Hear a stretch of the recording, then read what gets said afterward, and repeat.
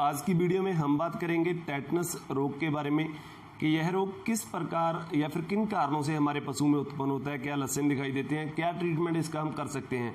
तो आज की इस वीडियो में इसी टॉपिक पे चर्चा करेंगे। अगर आपने अभी तक हमारा YouTube channel Mukhtiyar pet care subscribe नहीं किया है, नीचे रेड कलर के बटन को दबाकर आप हमारे यूट्यूब चैनल को सब्सक्राइब कर सकते हैं।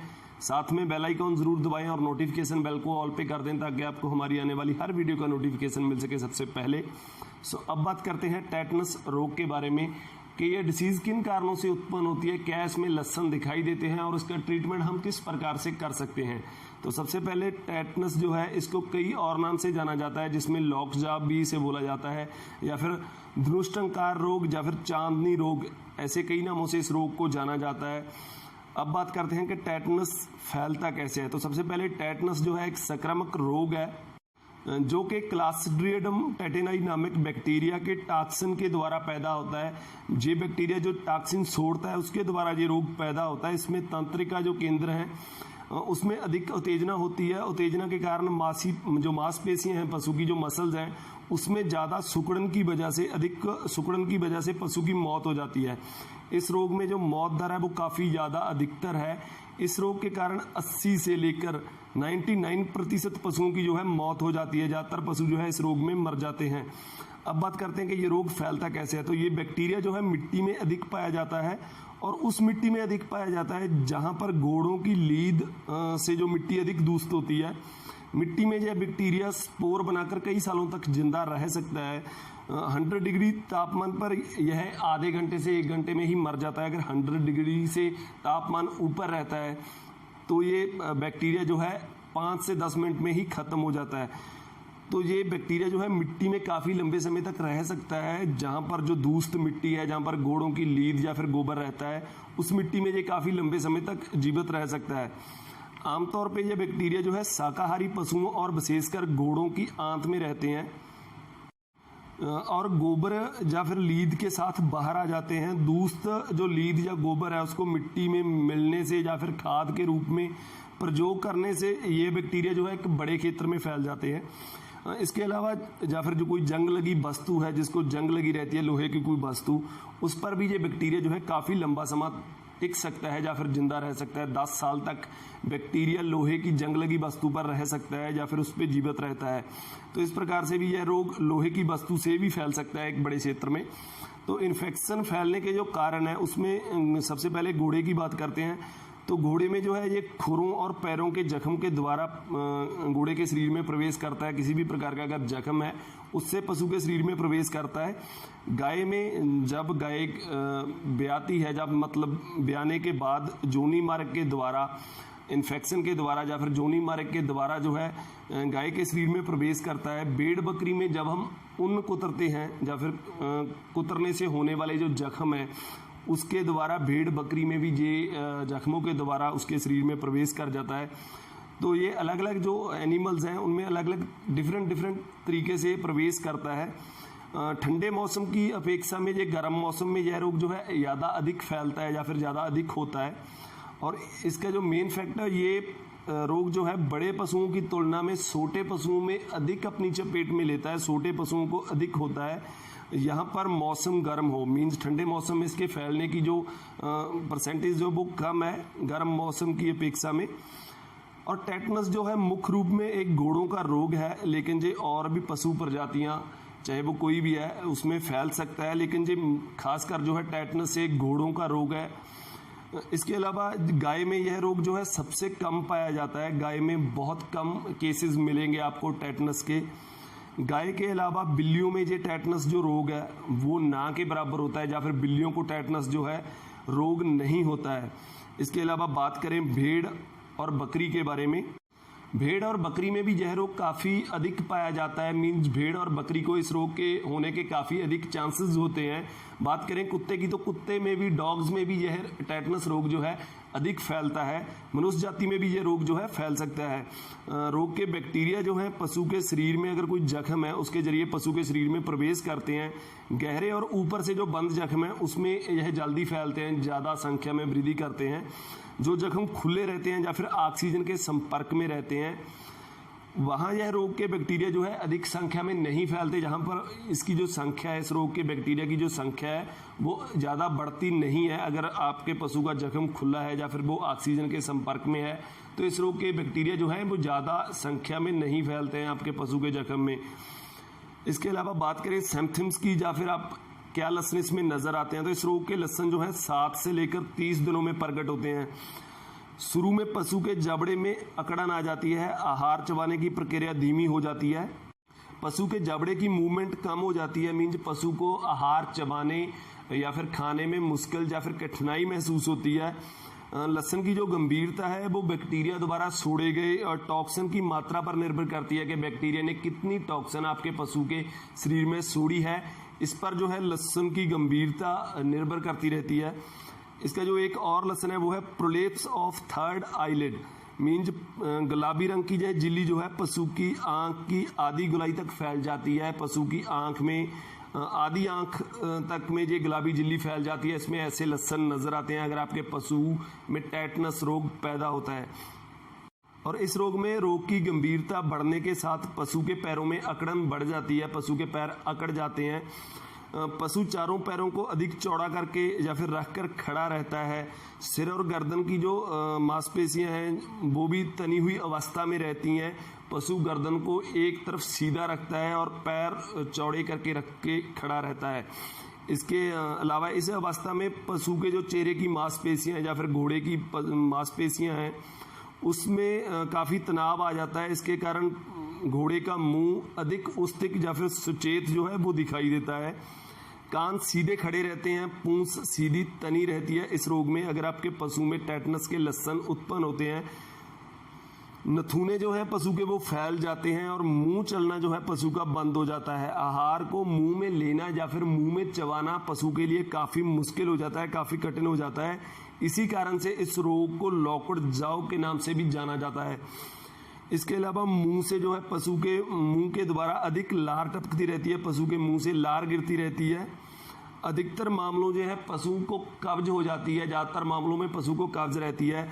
जुरीन जो है वो भी कम आता है या फिर बंद हो जाता है, पेशाब आना भी पशु का बंद हो जाता है या फिर अधिकतर मामलों में कम हो जाता है। चलना फिरना या फिर पशु का एक गुलाई में मुड़ना या फिर पीछे की ओर वापस को चलना या फिर पीछे की ओर मुड़ जाना, ये भी पशु को काफ़ी मुश्किल होता है। घोड़ों में ऐसी स्थिति ज़्यादातर देखी जा सकती है कि पशु को गुलाई में मुड़ना या फिर पीछे मुड़ना कठिन हो जाता है। पशु का जमीन पर जो आखिरी अवस्था है उसमें पशु जमीन पर गिर जाता है, अगले पैर आगे की ओर और पिछले पैर पीछे की ओर तने रहते हैं, जिसमें शरीर जो है धनुष के आकार का बन जाता है। शुरू में टेम्परेचर जो है पशु को नॉर्मल रहता है, जैसे जैसे लक्षण गंभीरता प्रकट करते जाते हैं वैसे वैसे जो टेम्परेचर है वो उठने लगता है, 108 से 110 डिग्री फ़ारेनहीट तक पहुंच जाता है। अंत में पशु को तेज ऐंठन होती है, सांस लेने में भारी कठिनाई महसूस होती है, पशु को सांस लेने में तकलीफ महसूस होती है और अंत में पशु जो है इस रोग के कारण मर जाता है, मौत के मुंह में चले जाता है। तो टेटनस जो है एक भयंकर रोग है जिसमें आपके पशु की मौत दर जो है काफ़ी ज़्यादा अधिक है। अगर इस रोग का सही समय पर इलाज ना किया जाए या फिर सही समय पर ट्रीटमेंट ना दिया जाए तो इलाज करने के लिए ज़रूरी है इसका डायग्नोस करना, इस रोग को पहचानना। तो डायग्नोस जो है आप हिस्ट्री ऑफ बाउंड के आधार पर कर सकते हैं, जख्म के आधार पर आप इस रोग को पहचान सकते हैं या फिर लक्षणों के आधार पर इस रोग को पहचाना जा सकता है। लेकिन डायग्नोसिस करते समय आपने ये ध्यान रखना है कि ऐसे लक्षण जो हैं और कई रोगों में या फिर डिसीजेस में भी प्रकट होते हैं, जिसमें ग्रास टेटनी या फिर रेबीज रोग शामिल है। रेबीज या फिर ग्रास टेटनी में भी ऐसे लक्षण जो हैं प्रकट हो सकते हैं। और ट्रीटमेंट की बात करें कि आप कौन सा ट्रीटमेंट अपने पशु को दे सकते हैं। टेटनस का ट्रीटमेंट लक्षणों के आधार पर किया जाता है और टेटनस का इलाज करते समय आपने कुछ जो है बातों का ध्यान रखना है या फिर कुछ दवाइयों का इस तरीके से प्रयोग करना है। ये बातें आप जरूर ध्यान में रखें कि आपने इसमें नंबर 1 एंटीबायोटिक्स यूज़ करने हैं टेटनस के बैक्टीरिया को नष्ट करने के लिए। जो भी टेटनस के बैक्टीरिया जख्म पर उत्पन्न होते हैं या जख्म के द्वारा शरीर में प्रवेश करते हैं उनको ख़त्म करने के लिए आप एंटीबायोटिक्स यूज़ कर सकते हैं। बैक्टीरिया के द्वारा छोड़े गए टॉक्सिन को बेअसर करने के लिए आप एंटीटॉक्सियोड यूज कर सकते हैं। अकड़ी हुई मांसपेशियों को रिलैक्स करने के लिए ताकि पशु को सांस लेने में तकलीफ ना हो आप मसल रिलैक्सेंट यूज कर सकते हैं। जख्म के इलाज के लिए जहां पर बैक्टीरिया प्रवेश करते हैं या फिर बाधा करते हैं वहां पर आप एंटीसेप्टिक यूज कर सकते हैं। और पशु का रख रखाव जो है प्रॉपर केयर करनी है अपने इस रोग में। सबसे पहले बात करते हैं एंटीबायोटिक्स के बारे में। तो इसमें आप पेंसिलिन यूज कर सकते हैं। पेंसिलिन का अपने हाई डोज अपने पशु को देना है टेटनस रोग में। इसमें आप पेंसिलिन जी यूज कर सकते हैं जिसको आपने 3000 से लेकर 10,000 इंटरनेशनल यूनिट पर केजी बॉडी वेट के हिसाब से आईवी रूट से देना है, मींस इंट्रावेनस रूट से देना है, नाड़ के द्वारा देना है। या फिर आप प्रोकेन पेंसिलिन यूज कर सकते हैं आईएम रूट के द्वारा, इंट्रामस्कुलर रूट के द्वारा। यह मेडिसिन आपने 3 से 5 दिन लगातार अपने पशु को देनी है। लॉन्ग एक्टिंग पेंसिलिन भी यूज कर सकते हैं 48 लाख यूनिट आईएम रूट के द्वारा। इसके बाद एंटीटॉक्सियोड यूज कर सकते हैं। इसमें आप टेटनस एंटीटॉक्सिन यूज कर सकते हैं जिसे हम टीएटी बोलते हैं। इसको आप प्रोफिलैक्टिक या फिर क्यूरेटिव में यूज कर सकते हैं। इसके अलावा आप टेटनस टॉक्सियोड भी यूज कर सकते हैं जिसे हम टीटी बोलते हैं।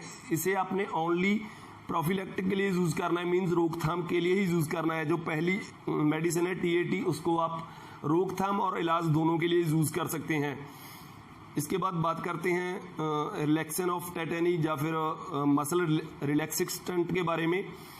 इसके लिए आप इंजेक्शन क्लोरोप्रोमाजाइन यूज कर सकते हैं 1 mg पर केजी बॉडी वेट के हिसाब से। आप ये इंजेक्शन अपने पशु को लगा सकते हैं ताकि उसके मसल में उसको आराम मिले और सांस लेने में कोई तकलीफ महसूस ना हो। या फिर आप एंटीसेप्टिक के तौर पे या फिर साइड ऑफ इन्फेक्शन, जहां से इन्फेक्शन फैलती है उसके लिए, उसको रोकने के लिए जख्मों पर हाइड्रोजन पेरोक्साइड या फिर लाल दवा जिसको हम पोटासियम परमैंगनेट बोलते हैं उसके घोल से साफ कर सकते हैं। आपने दिन में 2 बार लाल दवा को हल्का घोल तैयार करके अपने पशु के जख्म को साफ करना है ताकि वहां से टेटनस के जो बैक्टीरिया हैं वो खत्म हो सके, वहां से साफ किया जा सके। इसके साथ साथ अपने रख रखाव में भी बहुत ध्यान रखना है, बहुत ही ज़्यादा प्रॉपर मैनेजमेंट या फिर केयर अपने पशु को देनी है। पशु को रोशनी की बजाय आप अंधेरे में रखें, फ्लूइड थेरेपी दें, एनएस या फिर रिंगर लैक्टेट दे सकते हैं। मूत्र बंद होने की स्थिति में आपने कैथेटर के द्वारा यूरिन को बाहर निकालें। पशु के लिए रेत या फिर गद्देदार या फिर घास जो है वो बिछा दें ताकि उसको बैठने में आसानी हो और जहां पर वो लेट जाए वहां उसके नीचे कीड़े पैदा ना हो। इससे बचाने के लिए आप उसके नीचे घास या फिर गद्दा बिछा सकते हैं। तो इस तरीके से या फिर इन मेडिसिन से आप अपने पशु का टेटनस रोग का ट्रीटमेंट कर सकते हैं। लेकिन इसमें आपने ध्यान रखना है कि आप जो भी ट्रीटमेंट कर रहे हैं वो वेटनरी ऑफिसर की देखरेख या फिर वेटनरी ऑफिसर के द्वारा ही करवाएं। इसके बाद बात करते हैं कंट्रोल के बारे में कि आप कैसे अपने पशु को टेटनस रोग से बचा सकते हैं। तो सबसे पहले ब्याने के से पहले या फिर बाद में उस स्थान का अच्छी तरीके से साफ सफाई करें। जहां पर भी आपका पशु ब्याता है वहां पर आप अच्छे तरीके से लाल दवा का छिड़काव करें ताकि वहां पर जो टेटनस रोग के कीटाणु हैं या फिर जो बैक्टीरिया हैं वो ना पैदा हो। इसके अलावा अगर आपके पशु के शरीर में कोई जख्म है तो उस पशु के शरीर के जख्म का समय सिर पे ड्रेसिंग करें और उसको लाल दवा से साफ करते रहें ताकि टेटनस के बैक्टीरिया उसमें ना पैदा हो। अगर पैदा हो तो वो खत्म हो जाए, इसलिए समय सिर पर अपने पशु के जख्मों की जो है ड्रेसिंग करते रहें। पशु को लोहे की तारबंद के पास ना बांधें या फिर ना उसको चाटने दें। पशु को जो भी बाड़ा है या फिर जो घोड़े का अस्तबल है उसमें लोहे की कील का प्रयोग ना करें, क्योंकि लोहे में अगर जंग लगा लोहा है तो उसमें 10 साल तक इस बैक्टीरिया जो है बड़ी आसानी से रह सकता है। तो आप ये ध्यान रखें कि आप अपने पशुओं को बांधने वाली जगह पर लोहे की कील या फिर तारबंदी ना करें जिससे आपके पशु में टेटनस रोग जो है पैदा ना हो।